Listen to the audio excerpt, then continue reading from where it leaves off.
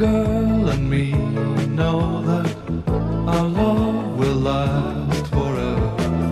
My girl and me know that we two belong together. But sometimes it seems I shatter our dreams with some careless word or foolish lie.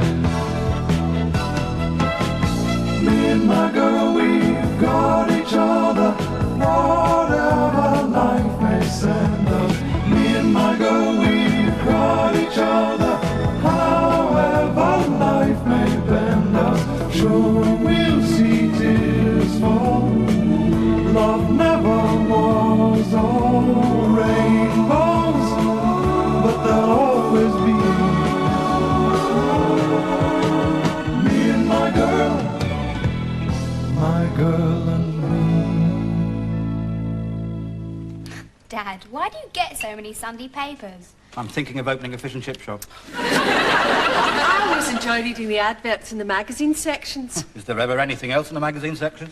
Well, here's a special fashion issue. Oh, my, would you look at what that one's wearing? No, honest, Mr. Harriet, would you go out with someone dressed like that? No, but then I don't usually go out with fellas. It's all male fashion, Izzy. You mean all these women are men? They say it's going to sweep the country. If it ever reaches my country, they'll be sweeping up the remains of the bloke trying it. Scottish men obviously don't like feminine fashions. I wouldn't say that. They've been wearing skirts for years. Mr.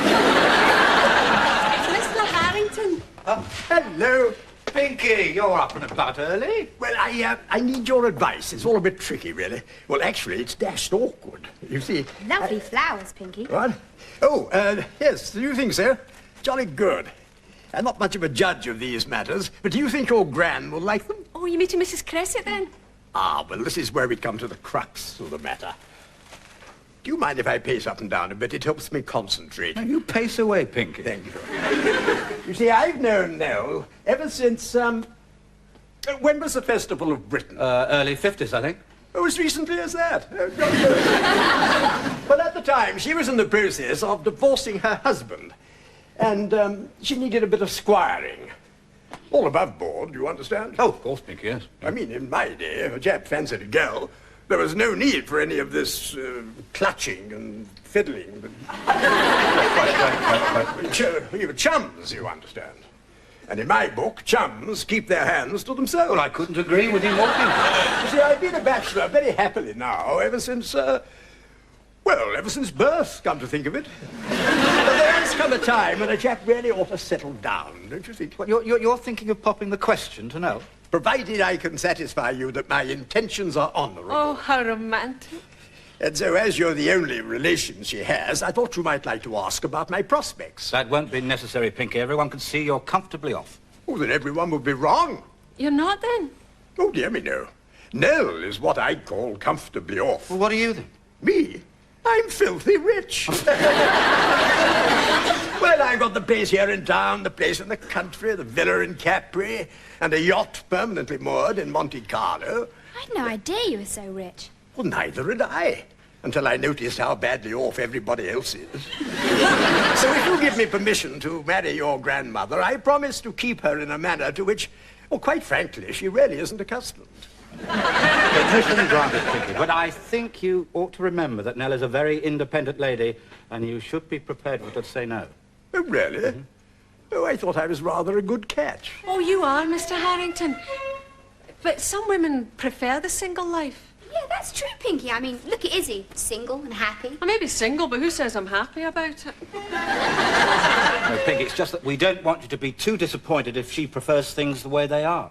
Dad, it's Gran. What? She's getting out of a big flash car. Oh, lummy. I'm not ready to propose yet. I haven't practiced going down on one knee and all that. Perhaps you could practice in the kitchen. Not at all sure I'd be able to get up again. Pinky, they say brandy is very good for the calf muscles. Oh, Simon, you show a rare understanding for one so young. Isabel. I do hope Nell accepts me. It'd be such fun having you as a son-in-law. Hello, Gran. Hello, darling. This isn't my Sunday for going to church. Mine neither. We've come to take you on a picnic. Hurry up, Darcy. Hello, Simon. Hello, Nell. Don't you order me around, you gorgeous little martinet. Simon, Sam, I want you to meet Major Darcy Pendleton, childhood sweetheart and notorious flirt. Meet you. And you, young lady. Do you fancy a picnic? Well, I'm not sure, really. Ah, now do say you come. Your dear silly woman refuses to come with me unless you act as chaperone. Nothing of the sort. He arrives out of the blue in the ugliest car I've ever seen in my life and expects me to climb Box Hill with him. I can't carry the hamper on my own. Splendid opportunity for us all to get some fresh air. That's why I want you with me. Yeah, so she says. The truth is, she doesn't trust herself alone with me. You're even more ridiculous than I remember, Darcy. By heavens, I haven't seen this magnificent creature in 30 years. And she still blushes at the drop of a hat. Oh, look at her. Look at her. Oh, don't be ridiculous, Darcy. 30 years? Yeah, I've been in Canada, going through a few fortunes, breaking a few hearts, summoned to the old country on family business, and the first free moment I get, I whiz down to Swiss Cottage like a warthog to a warthog. His driving is appalling. Well, how can I concentrate on the road when I can't take my eyes off you? Oh, look at her, isn't she superb? You know, young lady, if it hadn't been for Adolf Hitler, I might have been your grandfather. You're not marrying kind, Darcy. Well, of course I am. I've done it dozens of times. What about this picnic? Well, actually, Nell, there is somebody in the kitchen who might want to come too. Was that the front door? There's no one here but me, Mr. Harrop. And like our previous caller, I'd hate to play gooseberry. Morning, Mr. Harrop. Morning, Liz. Now, we've either got to raise the typewriter or lower the fingers. Not typing, I'm drying my nails. Just had a phone message from Mrs. Crescett. Sounded very odd. Well, what was the message? I think she's going for dancing lessons. Nell, dancing lessons? Won't be in this morning, planning to kick my heels up. Well, there you are, Simon. I was trying to phone you all yesterday. We were out for a picnic with Nell and her new boyfriend. I thought old Pinky was a sort of permanent Well, thing. this old flame showed up and really put his nose out of joint. You should have seen the two of them. Honestly, they were giggling together like a couple of kids. Nell giggling. What a gruesome thought. Yeah. What were you ringing up for anyway? Oh, coming to the office, it's rather personal. Did you happen to see that Colour magazine article with all those pansified fashions for men? Yeah, well, what about it? Well, I came down yesterday morning and there was my eldest boy. Winston? Yes, Winston. He was running up one of those sequin jackets on his mother's sewing machine. Well, I mean, young people, they like to keep up with the latest fashions. Boys? Red-blooded male heterosexual boys? They don't know one end of a sewing machine from another. Probably just fooling around with it. Simon, his seams were perfect. I don't want any son of mine growing up to be a seamstress. Mr. Harrop, Mr. Harrington to see you urgently. OK, I'll be right out, Liz. Look, don't make such a fuss about it. It's most probably just a phase. It'll soon blow over. All right. Until it does, I'm putting a padlock on that sewing machine. Pinky, look, I'm sorry about yesterday. Well, so am I. I thought the world was my oyster until that sea slug, Darcy Pendleton, raised his ugly snout. You know him then? Oh, that's why I'm here. Look, I don't suppose you've got a spot of whistle wetter on the premises? Pinky, through you go. Is Darcy Pendleton? The other man. This place gets more like Dallas every day. Hardly slept a wink all night. Simon, you've got to warn Nell. Pendleton is a skirt sniffer of the worst possible kind. Always has been. I don't think we should interfere, Pinky. After all, Nell is a grown woman. But that's the kind he goes for. Even when we were at school, he was always panting after matron. Anything female, and he'll have a go. The cleaners, dinner ladies, even made a pass at the chaplain's wife. Used to hypnotize them like a snake with a chicken. Yes, well, he certainly had an odd effect on Nell. She blossomed in his company. Nell in blossom. She must have looked like a marquee in the Chelsea Flower Show. They're with a client. Client? Nonsense. It's only Pinky. What are you doing here, you darling man? Nell, I thought you weren't coming till this afternoon. Well, that was the original plan, but I'm afraid I've decided to be rather wicked. Oh, my gosh. How do you mean wicked? That friend you met yesterday, Simon, he's in this country for such a short time. I'm taking the rest of the week off. Oh, my gosh. Do you think that's a wise move, Nell? No, I'm sure it isn't, but I'm having such a wonderful time I don't give a hoot. Oh, my gosh. All right, Pinky. The thing is, Nell, rumour hath it that, what was it you were just saying, Simon? Me? Well, it wouldn't do to reveal the source of our information, would it? No. Well, we have been told, Nell, that your friend has a sort of unsavoury reputation with women. Oh, I know all about that. That's what makes it such a heady experience. Oh, my gosh. Pinky, why do you keep saying that? Well, Well, if there's no vital business to attend to, I'll take myself off. My friend downstairs is obviously getting impatient. Stop! Do you mean me, Pinky? I can't let you go to that man. He's a masher. A lounge lizard. A genuine 24-carat rotter. Attaboy, Mr. Harrington. Oh, I do believe you're jealous. Nothing of the kind. I just don't like you making a fool of yourself. Fool? No. I've always admired how gracefully you've grown old. Pinky. No, Simon, it has to be said. There is nothing more ridiculous than a middle-aged woman behaving like a twittering teenager. Twittering? I think what Pinky means... I know exactly what he means. And allow me to point out.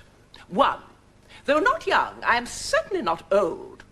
2, though aware of the risks of appearing foolish, I intend to go on taking them. And 3, if I want advice about my love life, I shall ask Katie Boyle, not Pinky Harrington. If that swine gets her into trouble, it'll be a catastrophe. If he gets her into trouble, it'll be a miracle.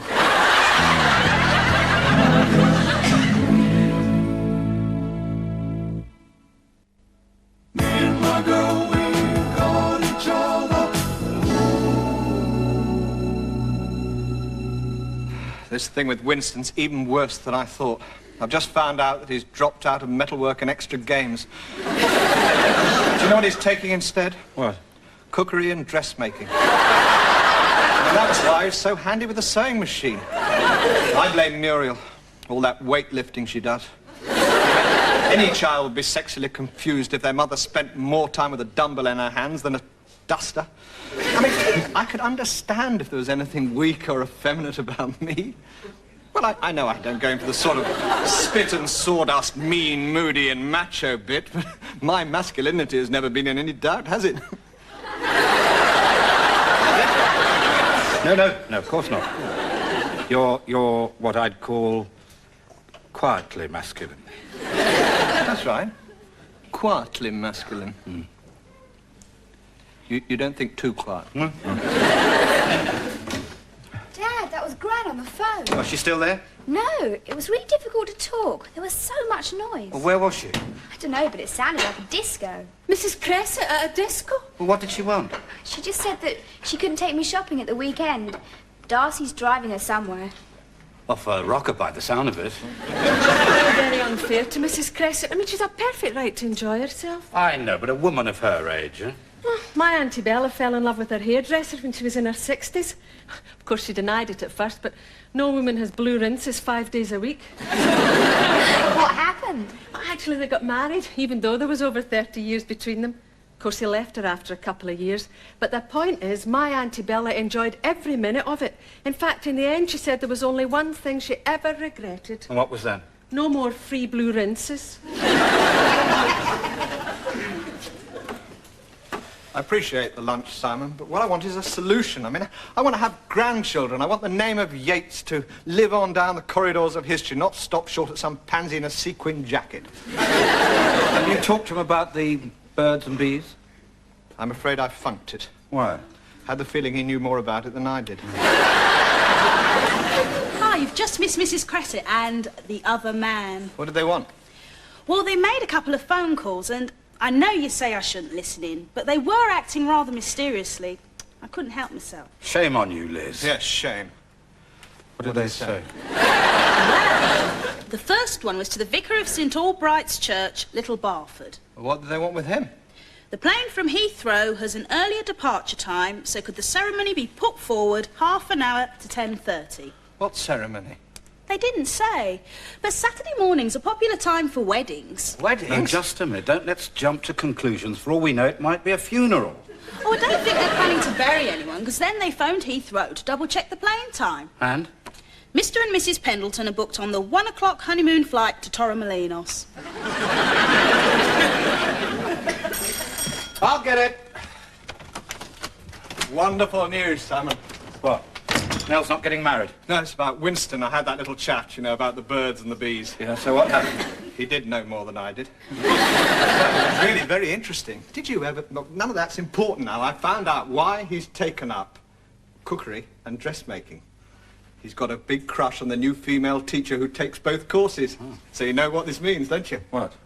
He's all man like I am.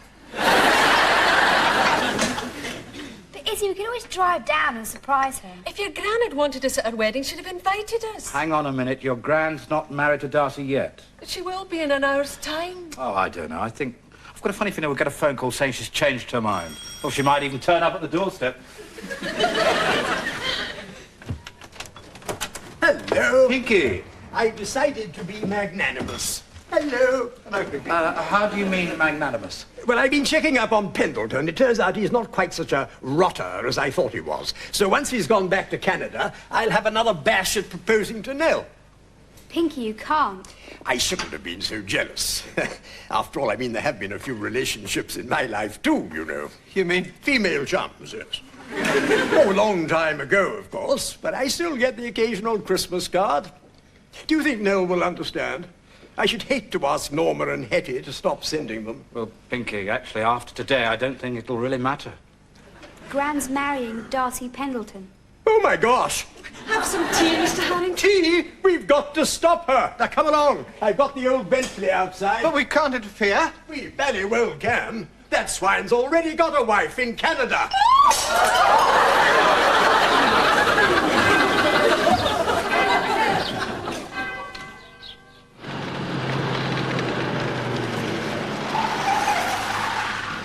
Have you worked out which way Little Barford is? I haven't even worked out which way up to hold the map.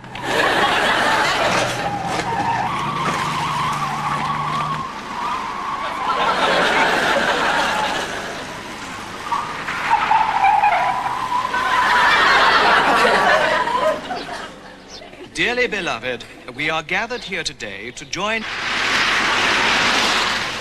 How long have you been driving, Pinky? Ever since the war. It was easy to learn then. People just got out of my way. No, I drove a tank. Pinky! Pinky! Sorry.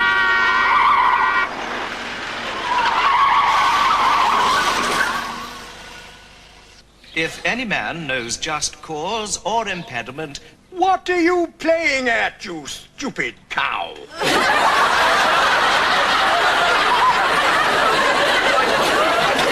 Love mounts you, man and wife.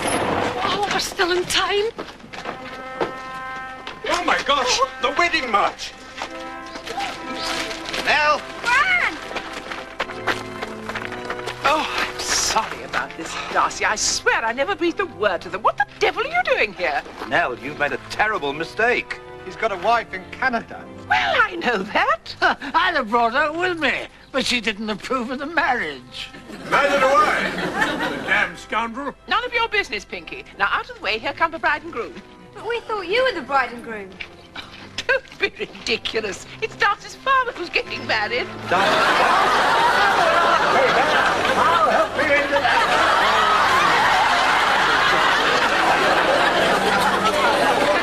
I feel I owe you a bit of an apology. Oh, I don't think so, Pinky. Nell shouldn't have kept us in the dark so long. Darcy swore me to secrecy.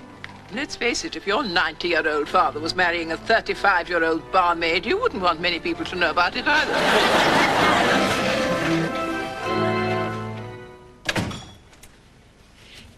It's Mrs. Crescent and Mr. Harrington. Oh, looks like you two are chums again, eh? Pinky was kind enough to drive Darcy to the airport. Wanted to make jolly sure the blighter got on the plane. Glasses, please, Izzy. We've something to celebrate. Most amazing thing. On the drive back, Pinky actually proposed to me. Oh, and you accepted? I'm delighted to say she turned me down flat. You're delighted. Oh, absolutely. Much better to remain just chums. As dear old Shakespeare once said, love causes the most frightful cock-ups. Shakespeare said nothing of the kind. Oh, didn't he? Oh, must have been Churchill. Doesn't sound like him either, Pinky. You're right. I remember now who said it. Equally brilliant chap. Who? Me.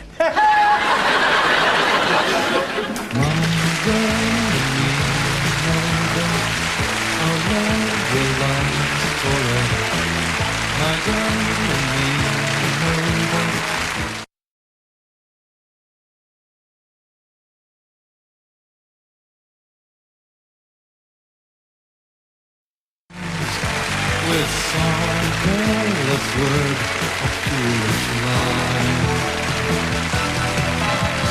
Me and my girl, we've got each other, whatever life may send us. Me and my girl, we've got each other, however life may bend us. Sure, we'll see tears fall, love never lost.